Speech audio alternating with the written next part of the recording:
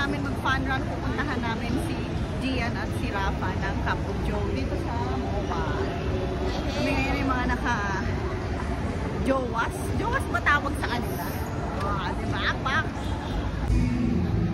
Oh, yan tara. Ang kahilingan, mahanap kita.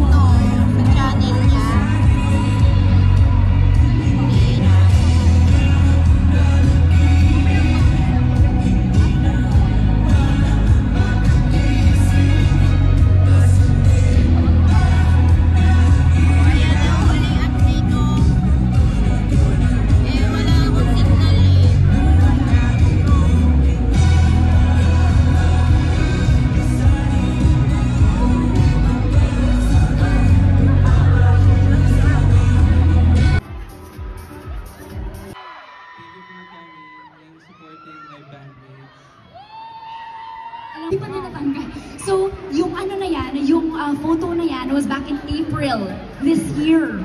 And right now, tingnan natin, sana makakuha ka ng photo na ma-recreate mo sana yan. But that being said, congratulations mo! Come on,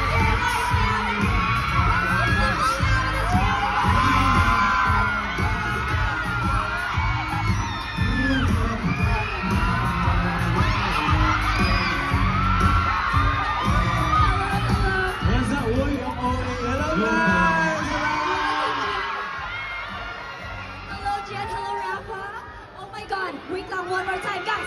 Make some noise for Jen! Wow! Caroline down. Alam kong gustong-gusto niyo sila. Marinex.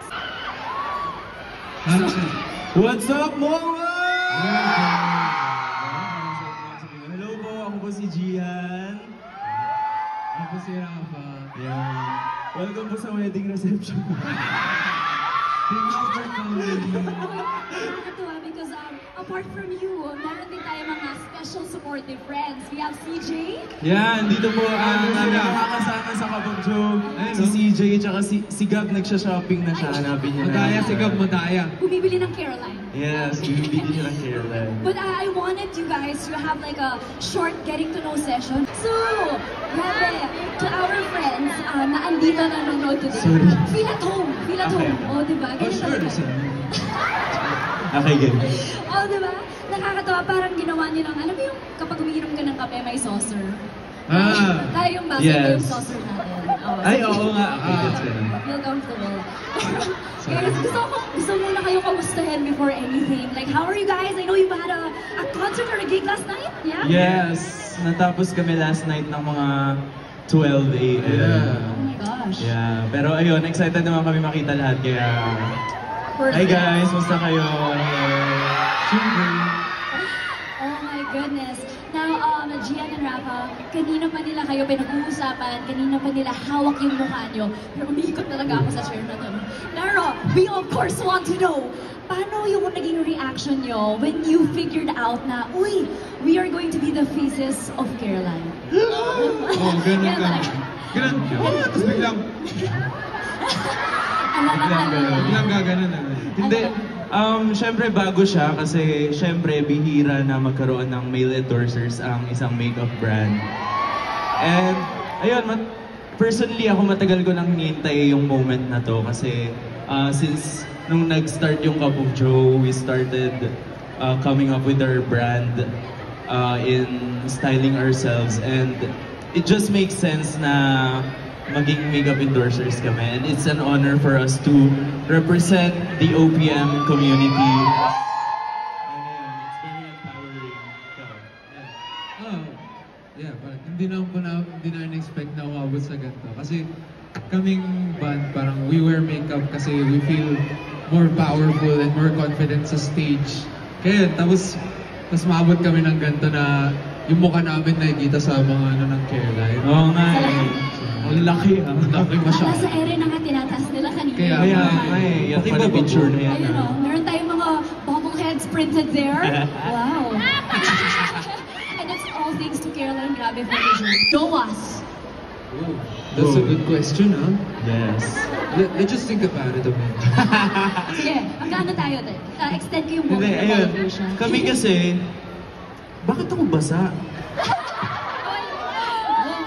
Oh, Basa yung chair ko, hindi ako. over here. Okay. Okay naman. Baka ano, nagmumulong Ah. siya. Yung belt. Meron ka bang nasa bulsa dyan? Baka may clay, may canva pot tayo. Kami kasi, sobrang expressive namin pagdating sa pagsa-style, pagdating sa pagpa-perform. And, ewan ko, pag may makeup kami, nung time na nagpag-step towards breaking gender norms when it comes to expressing yourselves. And ayun, bukod sa nag-break siya ng norms sa self-expression in terms of gender, naka-break din siya ng norms sa pag-express musically.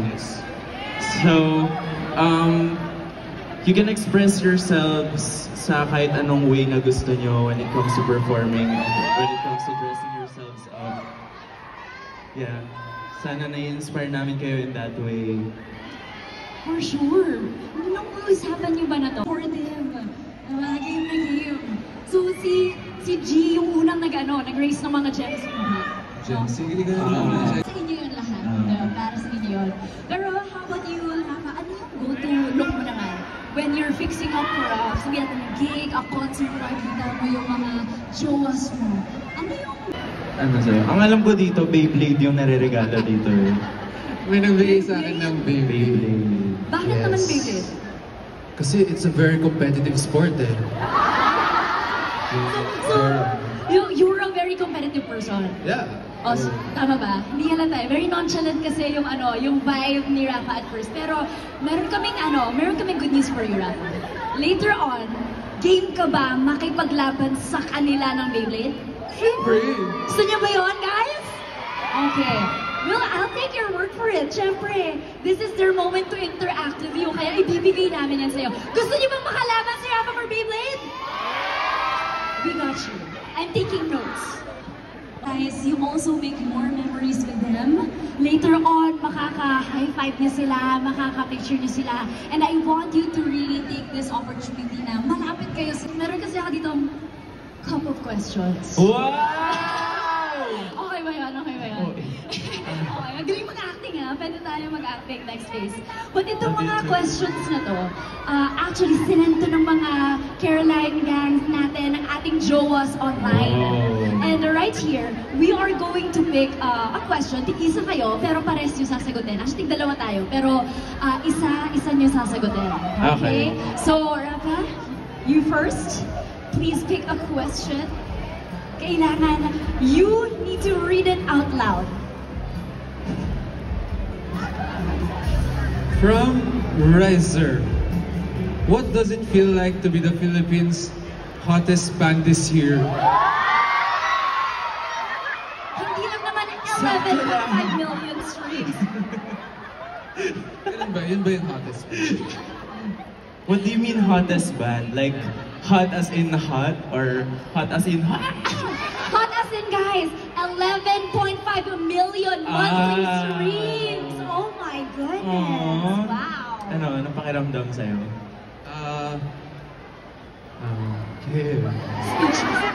Parang very thankful and nakaka-flatter na parang yung creation namin, sobrang daming nagtatangkilik, tas madaming nakaka-relate. And yung parang dahil sa ganun nare-remind nga kung what music truly is about, it's about connecting people. Yun. Kaya sobrang Excited. Sobra. Super. Kaya it means na I get to spend more time din with the people I love, yung band ko. It feels very it feels very validating. Taas pa naman po. Hindi, kasi kami po ng Cup of Joe, na kami, magsi 7 years na kami sa September.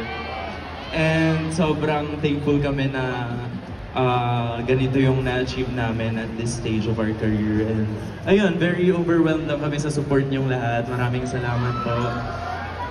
Alam niyo ba, Gian Rafa, kanina kasi... Wow! Lol, naglakad ka talaga. Ang next question. Parang competition talaga sa Sabat. Aside from the international tour, wow, magkaka-regional tour din po ba ang Stardust?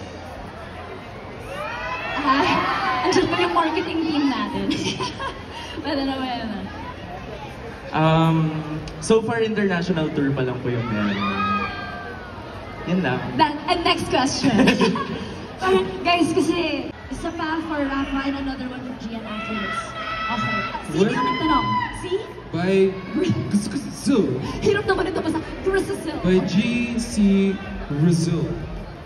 Kung andito ka, this is your question. When was the exact moment na nasabi nyo, I finally made it? Why? Paano yun yung we finally made it? I finally made it. Finally made it. Ako talaga nung ginagamit na yung song namin sa mga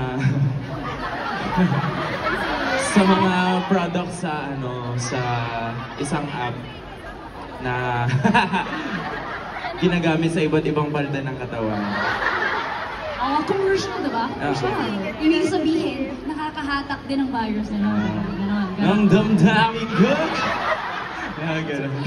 Kaya dito sa Careline, kasi nanghahatak din tayo. Yes. Nanghahatak din tayo ng virus. So, syempre, kay Rafa yun. Pero ano yung specific sagot mo rin? Nag-share ka rin. Ay, di sa akin yun. Share Ano yung sa'yo? Sige, ano yung sa'yo?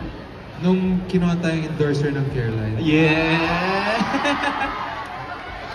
Nice answer. Guys, that was the time they made it. Yun naman. Hindi, pero no, I feel like kapag merong ganong scene kasi, susunod at susunod na. It's like, next. My question is, parang same lang din siya sa ano. Pili tayo ng next one. Wow, namili. Nagpabunot pa kayo. Sana pala namili na lang ako. Pipili talaga siya. Ang dami niyang kinuha. I love it. So we have, pili tayo na maganda. Ito. Okay, ano yan? Can you share it to everyone? Naisip ko nila para may double team answer. Ito na lang. Anong favorite shade or shades niyo sa Canva pot? Ako yung Phantom. Shout out! Sino yung mga kuha ng Phantom? Yeah, favorite blush. Favorite blush ko yun. Is that what you're wearing now? Yes! Like, flex it. Oh, with a smile. This is Phantom I'm using right now. Ikaw, anong shade yan? Gine-gatekeep ko kasi. Okay. Hindi pa na-rin. Meron yung shade na na hindi ko suot ngayon unfortunately, pero yung pop, yung Pop, very yung red sinusuot ko na ngayon. yeah. Pero gusto ko siya na nilalagay yung dito sa corner ng eye, na parang medyo eyeshadow type na O yung Ganda, makeup ganda. tips. Gusto ko yun. Yeah, you applied it like this one. Gusto nyo yun? Meron pa nga ng feelings habang Yeah, naglalagay. yeah. But, you guys, bago yun, got you, nahulog siya, I got you.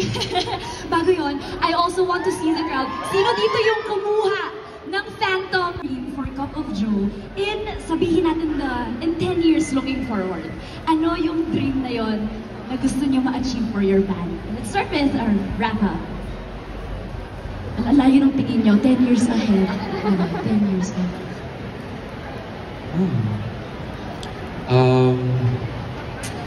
Ilang taon na tayo na? Ilang taon na? Nag-calculate ng age. 33. Age reveal. Wow. Then, syempre ang dream is more success to the band and yung as individuals din. If may gusto kaming i-pursue na as individuals, syempre full support and we hope na everybody will sama-sama pa rin kami. Hawak ka man. Thank you. Hanggang na lang, hanggang na. Cut song. And how about you, Gia? Ang something na ayokong magbago 10 years from now is yung pag-perform namin all around the Philippines. I mean, nasa dream na namin makapunta internationally, pero ayaw namin mawala kami sa masa ng Pilipinas. Yeah. And looking at that, guys, parang hindi mawawala ang Cup of Joe because you are trailblazers in the industry. Dahil dyan, guys, palakpakan natin sila. Let's give them some love. Come on.